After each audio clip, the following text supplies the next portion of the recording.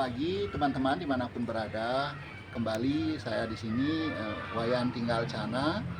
Selamat datang kembali di channel Cana Bali YouTube. Saya berada di rumah yang saya kelola juga sebagai penginapan. Jadi penginapan yang terjangkau, murah, yang berada di Sanur, kawasan wisata Sanur, Denpasar, Bali. Saya terinspirasi dengan cerita dari episode TV yang dahulu saya tonton, yaitu episode Lost Man, di mana sebuah keluarga mengelola penginapan di, kalau tidak salah, di daerah Jawa atau di Yogyakarta. Kali ini saya akan membahas tentang PPS, yaitu Post Power Syndrome, yaitu sebuah gejala psikologis di mana ada perasaan murung, sedih, kemudian pikiran kosong. Ini terjadi pasca misalnya pensiun, atau pasca berhenti bekerja, atau pasca kehilangan pendapatan. Nah, ini yang saya akan bahas. Kenapa saya bahas ini? Karena saya juga mengalami, dan banyak daripada teman-teman yang juga sudah mendekati usia 50 tahun dan sesegera mungkin akan mendekati usia-usia untuk pensiun, atau karena waktu sudah saatnya untuk berhenti bekerja.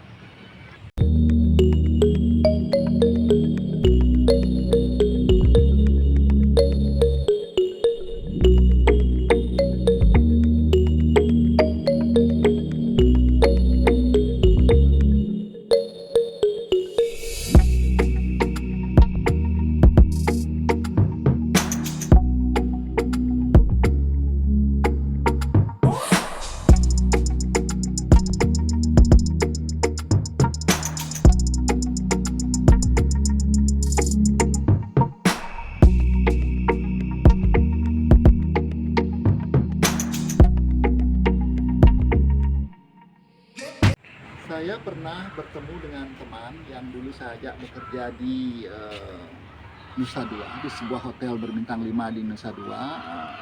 Beliau pada posisi rank and file. Rank and file itu di bawah supervisor, yaitu tenaga kerja biasa.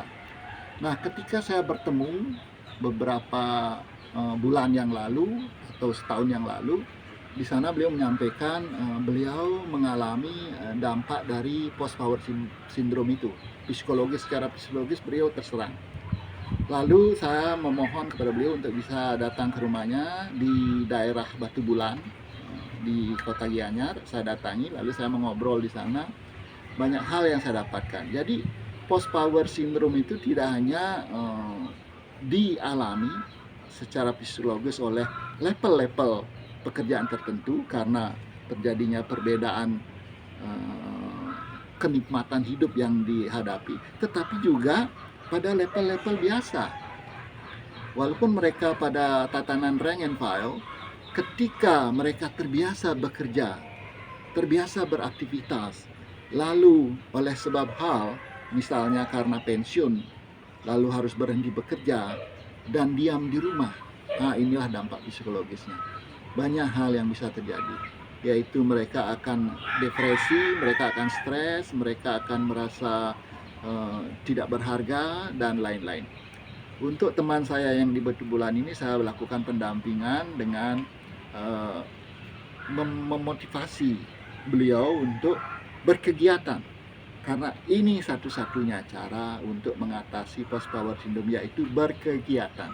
Lakukan aktivitas sepanjang hari, lakukan kegiatan-kegiatan yang positif, utamanya hal-hal yang kita sukai, contohnya hobi-hobi yang kita miliki. Lakukan itu dalam sepanjang hari kita, sehingga ada kesibukan dalam pikiran kita. Dengan adanya kesibukan itu tidak akan terjadi kekosongan pikiran, jadi secara psikologis kita tidak akan terdampak. Nah, bagi saya sendiri saya melakukan aktivitas-aktivitas yang saya sukai. Untuk teman saya yang di Batu Bulan itu, akhirnya beliau melakukan aktivitas sosial kemasyarakatan, kemudian melanjutkan kegiatan usahanya sebagai pematung, walaupun saat itu agak drop karena berkaitan dengan COVID-19. Lalu beliau melakukan hal-hal positif lainnya, membina seni, membina anak-anak untuk melakukan kegiatan ekstra berupa kesenian gamelan, kesenian kidung, dan lain-lain. Akhirnya beliau sangat settle saat ini, dan bahkan karena situasinya sangat menyenangkan, aura positifnya datang. Dan yang saya dengar sekarang, aktivitas usahanya semakin maju. Tempat beliau melakukan usaha yaitu pembuatan patung dan menjual patung, bahkan ramai sekali mendapatkan pesanan-pesanan karena aura positif ini mengundang hal-hal yang baik dalam kehidupan, termasuk dalam kehidupan berusaha. Dan saya sendiri juga melakukan apa yang sudah saya sampaikan tadi itu, yaitu hal-hal yang berkenaan dengan hobi saya. Saya lakukan aktivitas itu. Saat ini saya akan membahas tentang hobi saya berkebun. Saya akan melakukan aktivitas mencukur rumput. Jadi bagaimana mencukur rumput ini bisa mengatasi post power syndrome? Begini, saya akan ceritakan bagaimana kegiatan mencukur rumput itu, yaitu bagaimana kita menghabiskan hari, menghabiskan waktu, menghabiskan menit, menghabiskan jam. Tentu saja diperlukan kurang lebih 1-2 jam untuk mencukur itu. Dan selama 2 jam itu hidup kita terisi. Dan tentu untuk mencukur itu kita melakukan kegiatan itu harus fokus, mengarahkan mesin pencukur rumput tersebut. Dan ini tentu melakukan fokus, sehingga pikiran kita tidak kosong. Kata kunci untuk mengatasi post power syndrome adalah jangan kosongkan pikiran. Penuhi hidup ini dengan aktivitas, segala hal aktivitas, yang penting positif. Begitu pikiran positif, kehidupan kita akan positif. Post power syndrome ini juga terjadi karena misalnya terjadinya kegagalan usaha sehingga mengakibatkan individu tersebut terpuruk. Post power syndrome tidak hanya terjadi pada level-level tertentu, tetapi di semua level, yaitu bagaimana mereka sebelumnya yang beraktivitas kemudian berhenti beraktivitas atau menurun aktivitasnya. Tentu ini akan berdampak psikologis. Seperti misalnya saya, pada saat saya bekerja, posisi saya di level kalau itu hotel berbintang 5, baik di Bali maupun di luar Bali. Saya beberapa kali bekerja di Jakarta.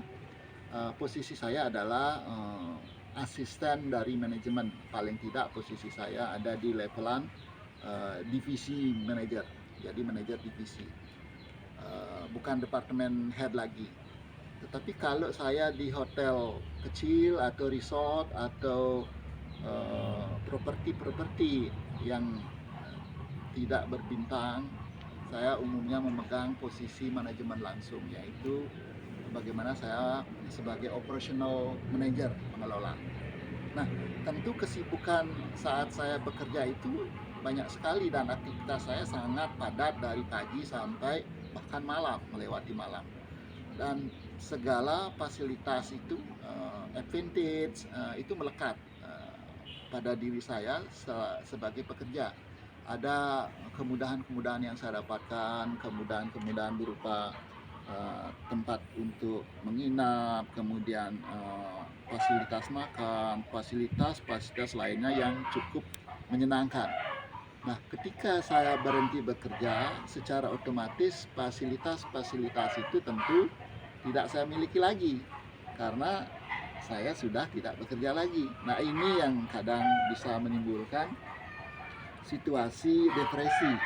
Ini berdampak psikologis. Kalau kita tidak bisa mengelola ini, akan berdampak pada fisik kita, yaitu bagaimana kita terdampak secara psikologis, lalu tubuh kita bisa jadi sakit-sakitan karena secara psikologis sudah disetting oleh pikiran kita bahwa kita sedang terpuruk. Nah, kalau itu kita ikuti, tentu kita akan bermasalah nantinya di hari-hari yang sudah berumur ini.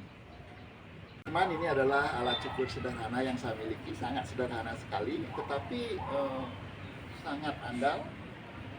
Sudah lama saya pergunakan.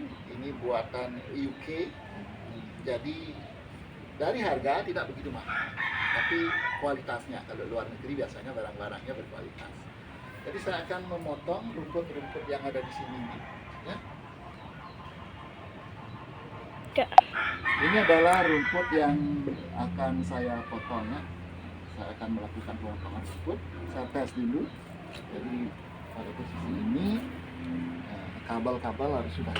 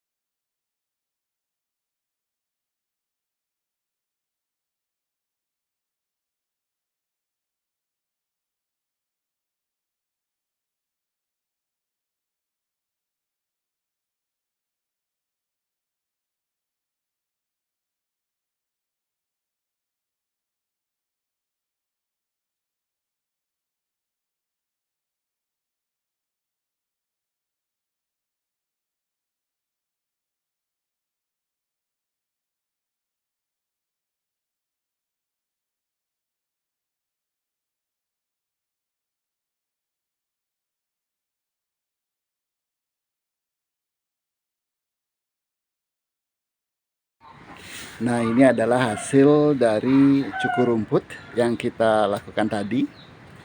Ya, kelihatan rapi, walaupun mesinnya kecil. Ini di sebelah sini rumputnya agak jarang karena teduh. Ada pohon alpukat yang ketinggiannya sudah lumayan tinggi. Saya rencanakan akan pruning. Ini sudah 1,5 tahun saya tanam, ya.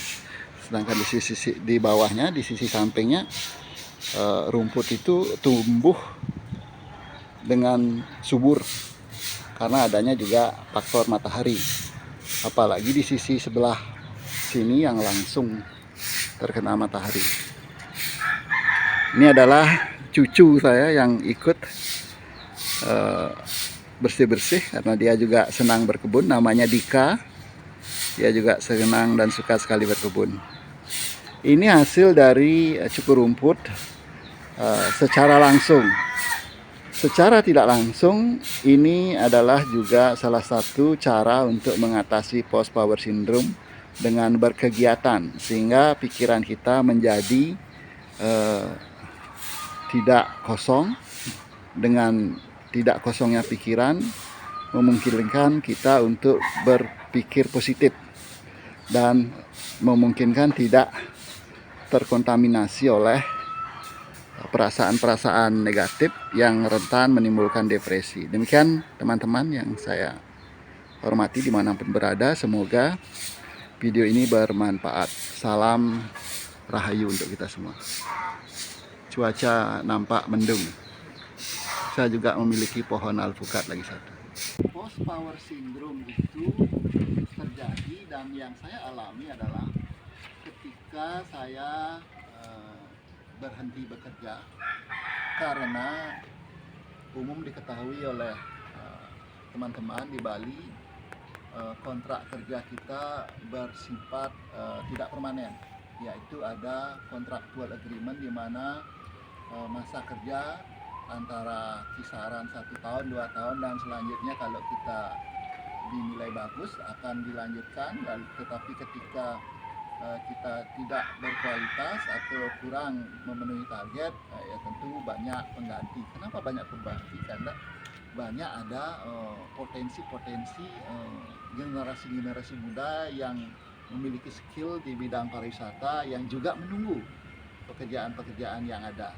Jadi regenerasi ini terjadi bukan karena satu hal saja, yaitu kualitas kita menurun, tetapi juga adanya peningkatan dari kualitas tenaga baru yang tentu memiliki wawasan-wawasan lebih luas, dan juga kepentingan dari pengusaha itu sendiri agar kontraktual agreement itu tidak berkelanjutan. Karena jika kontraktual agreement itu berkelanjutan pada kontrak ketiga atau kedua, biasanya otomatis akan terjadi peningkatan status dari ketenaga kerjaan menjadi tenaga kerja permanen. Ini akan menjadi beban bagi pengusaha nantinya, yang tentu saja dalam menyikapi ini mereka melakukan regenerasi atau replacement tenaga.